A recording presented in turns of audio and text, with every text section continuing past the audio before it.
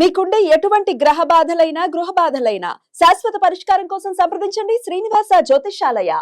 Sir నమస్తే. నమస్తే అండి. ఇండస్ట్రీలో సినీ కార్మికులు నిర్మాతల మధ్య గత కొన్ని రోజులుగా వివాదం నడిచింది. అదే సమ్మె అయితే ముగిసింది, షూటింగ్లు స్టార్ట్ అయినాయి అనుకున్నారు.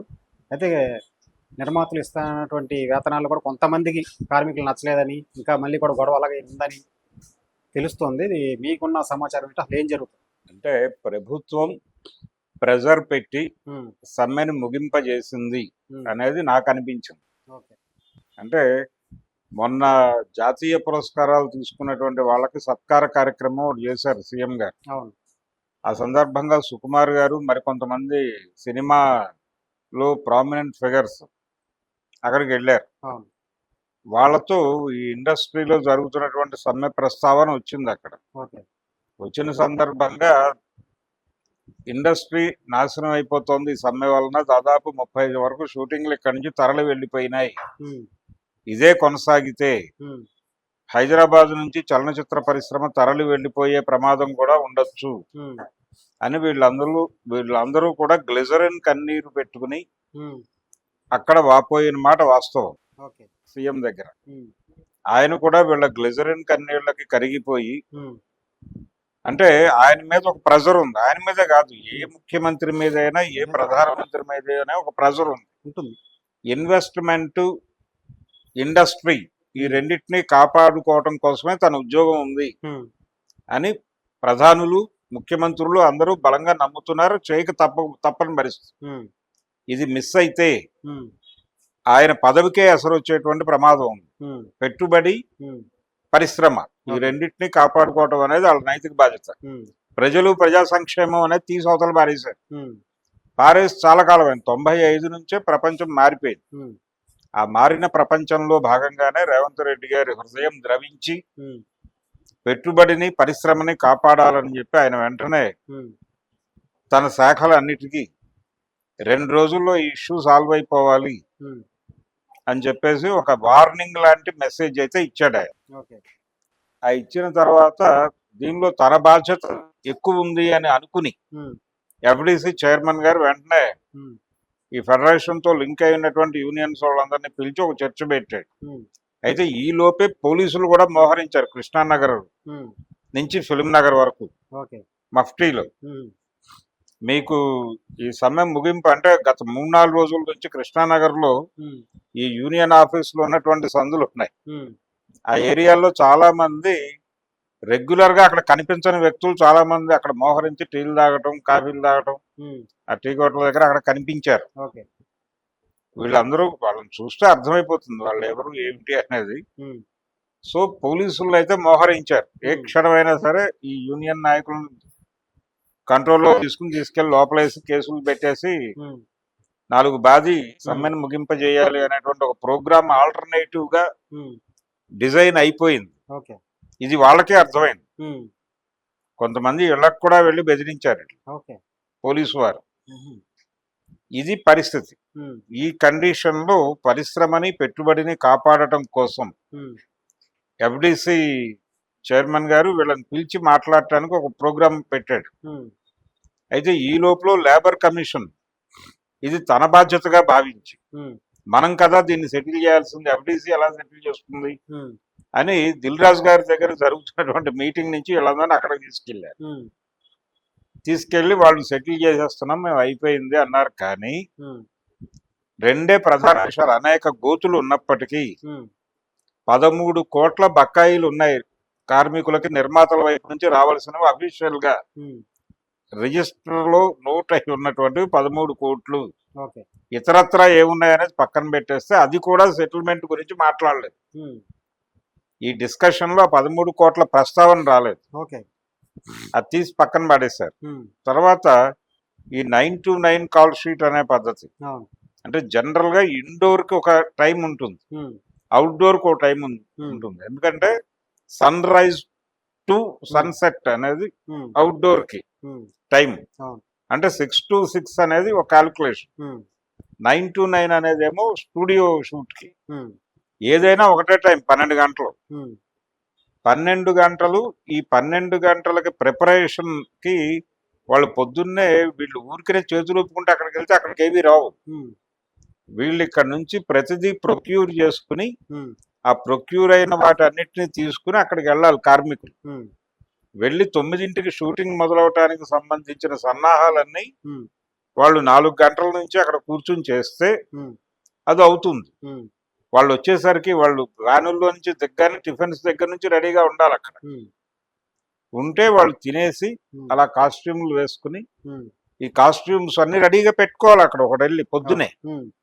వీళ్ళు రావడానికంటే ముందే అవన్నీ రెడీగా ఉండాలి అక్కడ. ఉంటే ఇన్ టైంలో షూటింగ్ అవుతుంది. 8 గంటలకి జూనియర్ ఆర్టిస్టులు వస్తారు, 6:30, 7ంటికే వచ్చేస్తారు. వాళ్ళు వచ్చేసరికి వాళ్ళకంటే ముందే అక్కడ కాస్ట్యూమ్స్ వెళ్ళిపోయి ఉంటాయి.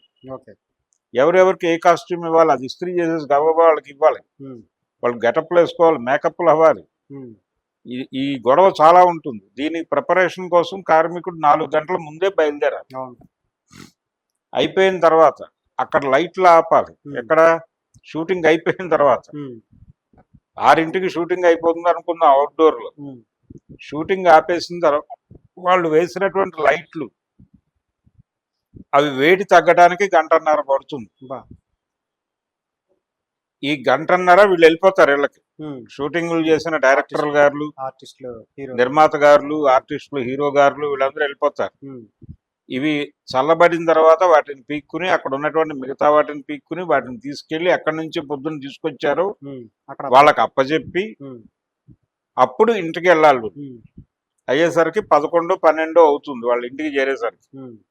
12ంటికి పడుకొని మళ్ళీ ఎర్లీ మార్నింగ్ 4 o'clock నుంచి సినిమా మొదలెడితే తప్ప 9ంటికి నుంచి 9ంటికి జరగదు.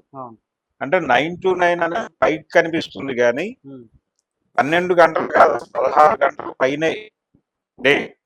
ఈ మొత్తాన్ని కలిపి ఒకటే కాల్ షీట్ కింద లేబర్ కమిషన్ ఖాయం చేయటం అనేది ఒక పెద్ద కామెడీ. దీని మీద ఎవరైనా కోర్టుకు వెళ్ళొచ్చు. అసలు లేబర్ కమిషన్ చేయాల్సిన పని ఏంటి? 8 గంటల కాల్ షీట్ అని చెప్పాలి. 8 గంటలు మీరు 16 గంటలు చేశారు కాబట్టి ఇది డబుల్ కాల్ షీట్ రేటు పడుతుంది. లేదు మీరు ఆల్టర్నేటివ్ మెకానిజం పెట్టుకుని ఈ సరుకంతా అక్కడికి చేర్చడం అనే కార్యక్రమం వేరే వాళ్ళది, వాడికి సింగిల్ కాల్ షీట్. అంటే మార్నింగ్ వచ్చేసి 4 hours సర్దేస్తారు, ఈవినింగ్ 4 hours లో తీసుకెళ్తారు. అది వేరే వ్యవస్థ. ఇచ్చేసి ఇక్కడ దీన్ని 1.5 కాల్ షీట్ చేస్తే అది లేబర్ కమిషన్ చేయవలసిన పని. అది మానేసి నిర్మాతల ఆర్గ్యుమెంట్కి సరెండర్ అయిపోయి వాళ్ళు చెప్పిన పద్ధతులు. ఇంతకుముందు 1.5 కాల్ షీట్ ఉండేది. ఇప్పుడు 1.5 మా వల్ల కాదు, మేము ఇచ్చుకోలేము, మా దగ్గర డబ్బులు లేవు, థియేటర్లకు జనం రావట్లేదని మాట్లాడుతున్నారు. పైగా మేము ఓకే చేస్తాం కానీ చిన్న నిర్మాతలు ఏమైపోతారు, ఈ ప్రైస్ అధికారికంగా పెడితే అని చాలా వితండవాదాలు చేశారు ప్రొడ్యూసర్లు. ఈ వాదనలన్నిటికీ సరెండర్ అయిపోయినటువంటి లేబర్ కమిషన్ వారు ఈ 16 గంటలు కాదు అసలు మొత్తం సింగిల్ కాల్ షీట్ ఇవన్నీ చిల్లర పనులుగా వాళ్ళు నోటిఫై చేసేసి వాళ్ళు అంతా చేసి అక్కడ ఉన్నది భోజనాల టైము ఇవన్నీ తీసేయిగా 8 hours పనిచేస్తున్నారు వాళ్ళని తనను భావించేసి తనని తాను ఒక అభిప్రాయానికి వచ్చేలాగా సెల్ఫ్ మోటివేషన్ చేసేస్తుంది. అది సింగిల్ కాల్ షీట్ అనే దానికి అంగీకరించి వీళ్ళతో అంగీకరింపజేసి కొంచెం రేటు పెంచి క్లోజ్ చేసి సమస్యను పరిష్కరించామని చెప్పారు. అయిపోయింది. వీళ్ళ మీద ప్రెజర్ ఉంది ఆల్రెడీ, కార్మిక సంఘాల మీద. అరెస్టులు చేస్తాం, ఆల్రెడీ కేసులు పెట్టారు. ఇంకా కేసులు పెట్టడానికి పాత కేసులు ఏమైనా ఉన్నాయా ఇవన్నీ తవ్వకాల కార్యక్రమం పోలీసు వ్యవస్థ నుంచి మొదలైపోయింది.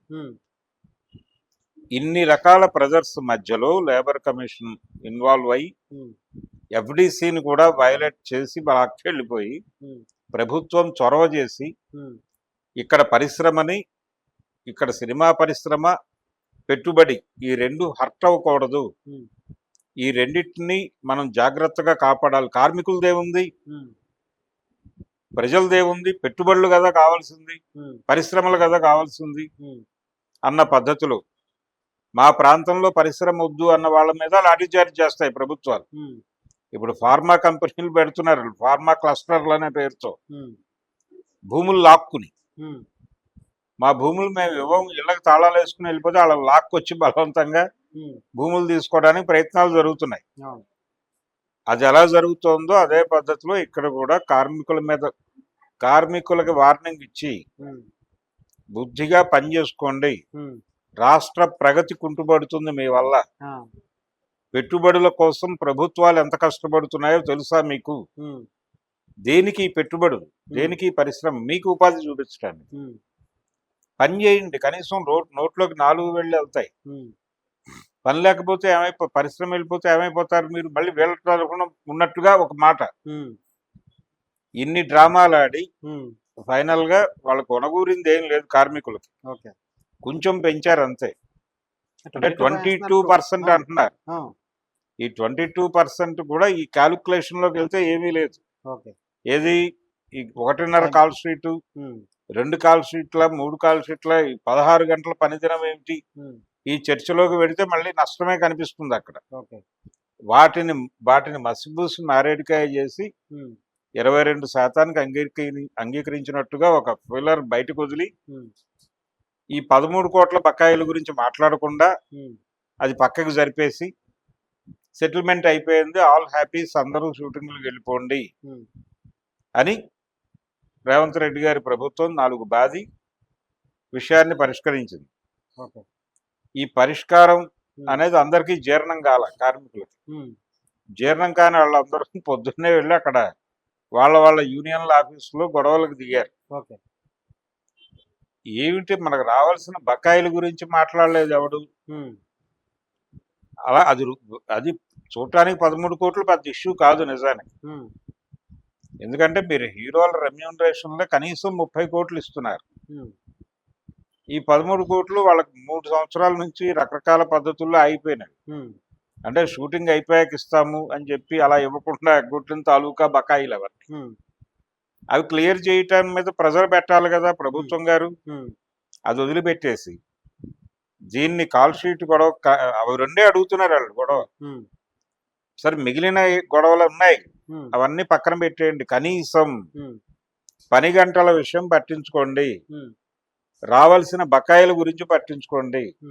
అవి రెండు కూడా సుఖం లేకుండా మీరు షూటింగ్లకి రమ్మని మాకే ముఖంతో మెసేజ్లు పెట్టారు అని ఫోన్లు పట్టుకెళ్ళి అక్కడ యూనియన్ ఆఫీసుల్లో అడుగుతున్నారు. ఈరోజు కొంతమందిని పంపించారు, కొన్ని షూటింగ్లు జరుగుతున్నాయి నిజానికి మొన్నటి నుంచి షూటింగ్లు జరుగుతున్నాయి గ్యాప్ లో. అంటే చాలా మంది చాలా తెలివిగా ఏం చేస్తున్నారంటే ఇది ఓటీటీ షూటింగ్ లేదా షార్ట్ ఫిల్ముల షూటు ఇలా పేరుతో బయట నుంచి కొంతమంది వర్కర్స్ ని హైర్ చేసి కూడా షూటింగ్లు నడిపారు.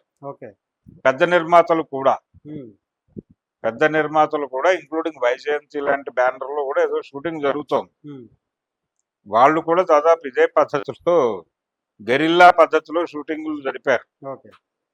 సో ఇవన్నీ జరుగుతున్నాయి, ఈ కార్యక్రమాలన్నీ జరుగుతున్నాయి. ఇవన్నీ చూసి చూడనట్టుగా వెళ్ళిపోయి అంటే నిర్మాతలు వైపు నుంచి జరుగుతున్న తప్పులేవి పెద్ద తప్పులుగా పట్టించుకోకుండా ఉన్న భారం అంతా కార్మికుల మీద వేసేసి వాళ్ళని కంట్రోల్ చేసి వాళ్ళకి రావాల్సిన బకాయిలు రాకుండా వాళ్ళ పని గంటల విషయంలో వాళ్ళ బాధ పట్టించుకోకుండా పనివాడు పని చేయాలి కదా, పని చేయటానికి ఏమిటి ప్రాబ్లం, ఏదో పద్ధతిలో వాళ్ళ దగ్గర నుంచి డబ్బులు ఇప్పిద్దాం, అవి తీసుకున్న హాయిగా ఉండండి మీరు అనే పద్ధతిలో ఒక బుల్డోజ్ చేసి ఇష్యూని సాల్వ్ చేసే పద్ధతిలో రేవంత్ రెడ్డి గారి ప్రభుత్వం వ్యవహరించింది. ఆయన అలా మోటివేట్ చేసిన ఘనత ఆ రోజు ఆ పురస్కార గ్రహీతల అభినందన కార్యక్రమానికి హాజరైన పెద్దలందరూ వహించాలి.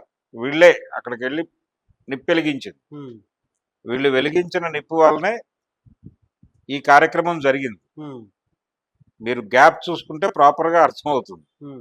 వారి అభినందన సభ, ప్రభుత్వం యాక్టివేట్ అవటం, తన శాఖలన్నిటికీ మెసేజ్లు వెళ్ళటం, అన్ని అంగాలు కదలటం, కృష్ణానగర్ లో పోలీసులు మోహరింపు, ఈ కార్యక్రమాలన్నీ పెట్టి లాఠీ పెట్టి కంట్రోల్ చేసి కార్మికులు నోరు నొక్కి నిజమే. మీరు ఏ కార్మికుడినైనా టీ కోర్టులో పక్కకు లాక్కెళ్ళి అడిగితే చెప్తారు ఇది. ఇలా క్రబ్ చేసి తొక్కారు వాళ్ళు. ఇప్పుడు వాళ్ళ డిమాండ్లు కూడా పెద్దగా ఏం లేవు బాబు, అవన్నీ వద్దు, మాకు పాత బకాయిలు, మాకు రావాల్సిన డబ్బులు మాకు ఇప్పించండి అంటే షూటింగ్ అయిపోయిన తర్వాత ఇద్దాంలే అని ఆగిపోయిన డబ్బులు, దాని మీద చాలా డిస్కషన్ జరిగింది. ఏది 15 రోజుల సమ్మె కాలంలో ఉమ్, ఆ బకాయిలు తేల్చండి మహాప్రభు అని చాలా మంది బతిమాలుకున్నారు మీడియా ముఖంగానే. ఉమ్, వాటి ప్రస్తావన లేదు జరిగినటువంటి ప్రభుత్వం దగ్గర జరిగిన చర్చల్లో. ఉమ్, ఈ 8 గంటలు పనిదినంగా వాళ్ళు పనిచేసిన గంటల్ని ప్రాతిపదికగా తీసుకుంటున్నారు కానీ ఉమ్, వాళ్ళు ఇంటి నుంచి బయలుదేరిన క్షణం నుంచి ఉమ్. క్యాలిక్యులేట్ చేస్తే అది 3 కాల్ షీట్లు అవుతుంది. బా. దాన్ని కనీసం 1.5 కాల్ షీట్ అయినా కుదించండి మహాప్రభు అని అడుగుతున్నారు. ఉమ్, దాన్ని కూడా పట్టించుకునే పరిస్థితిలో వాళ్ళు కనిపించట్లేదు. ఓకే. అందుకని ఇష్యూ సాల్వ్ కాలేదు. సమస్య 1 గా సెటిల్ అయింది. ఓకే. నిర్మాతల కోసం ప్రభుత్వం పనిగట్టుకుని ఉమ్, లాఠీ జలిపించి సమ్మెని నొక్కి ఉమ్, ప్రస్తుతం షూటింగులు జరిపిస్తోంది. కానీ ఉమ్, కార్మికులలో ఆ బాధ, పెయిన్, ఏడుపు నడుస్తోంది. ఓకే. నడుస్తున్నాయి. వాళ్ళు రకరకాల చోట్ల ఆ ఏడుపులు వెళ్ళగక్కుతున్నారా? వెళ్ళగక్కుతున్నటువంటి పరిస్థితి కనిపిస్తుంది. ఓకే. ఈ రోజు ఉదయం కృష్ణానగర్లో చాలా టిఫిన్ సెంటర్ల దగ్గర ఇదే రచ్చ. ఓకే. కాబట్టి కార్మికులు తృప్తిగా అయితే లేరు. ప్రభుత్వం తమ మీద జులుం చేసింది ఉమ్, అనే అభిప్రాయం అయితే వాళ్ళల్లో ఉంది. బయటకు మాట్లాడితే మళ్ళీ చంపేస్తారేమో అని భయం ఉంది. ఎందుకు చంపుతారు సార్? ప్రభుత్వానికి వ్యతిరేకంగా వెళ్తే బతుకుతారు ఎవరైనా? అవునా? చంపేస్తారు కదా. నిజమా? ఎన్ని చూడలేదు, ఎన్ని ఉద్యమాల్లో ఉమ్, నాయకులను తీసుకెళ్లి చంపేయలేదు. కాబట్టి ప్రభుత్వం ప్రజాస్వామికంగా వ్యవహరిస్తుంది అనే విషయంలో ఎవరికీ నమ్మకాలు లేవు. ఇక్కడ ఇండస్ట్రీకి ఫ్రెండ్లీగా ఉన్నాడు కదా సీఎం గారు. ఇండస్ట్రీ ఫ్రెండ్లీ అంటే నిర్మాతల ఫ్రెండ్లీ, పెట్టుబడికి ఫ్రెండ్లీ, కార్మికులు. కార్మికులకు కాదు. కార్మికుల పాలిటి శత్రువే అవునా? అనేది మరొకసారి ప్రూవ్ అయింది నిన్న సమ్మె సెటిల్మెంట్ తో. ఓకే. అందుకని రేవంత్ రెడ్డి గారు కార్మికుడి గొంతు మీద కాలేసి తొక్కి ఉమ్, విషయాన్ని పరిష్కరించాడని చెప్తున్నాడు. కానీ ఉమ్. ఇది పరిష్కారం అయినట్టుగా భావించడం తప్పు.